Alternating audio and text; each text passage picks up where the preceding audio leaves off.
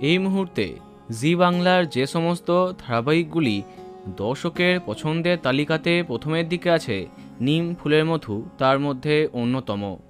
একইভাবে প্রতিপক্ষ ধারাবাহিককে পরাস্ত করে আসছে, মাঝে মাঝেই হচ্ছে বেঙ্গল টপার। আর আগামী দিনে ধারাবাহিকে যে সমস্ত চমক আসছে তাতে আরও জমবে গল্প। পর্ণার স্মৃতি ফেরার পরে আরও ধামাকা চমক অপেক্ষা করছে। কিন্তু এর মাঝে ধারাবাহিক থেকে চলে যাচ্ছে অন্যতম প্রধান তারকা। বেশ কদিন আগে থেকেই দত্ত পরিবারের অন্যতম সদস্য ছোটকাকে আর দেখা যায় না।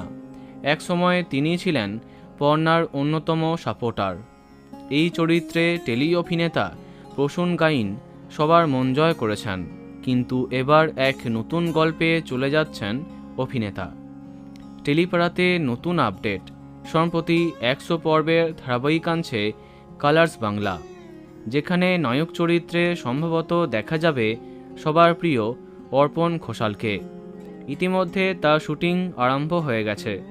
এই ধারাবাহিকে অন্যতম বেশ প্রধান চরিত্রে আছেন অভিনেতা প্রসূন গাইন। তাকেও দেখা যাচ্ছে শুটিং করতে। তবে এরপর যে নিম ফুলের মধু ধারাবাহিকে তাকে আর দেখাই যাবে না তা কিন্তু নয়, তবে হয়তো এরপরে তার উপস্থিতি আরও কমে যাবে। তো বন্ধুরা, এ বিষয়ে তোমার কি মন্তব্য কমেন্টে জানাতে পারো।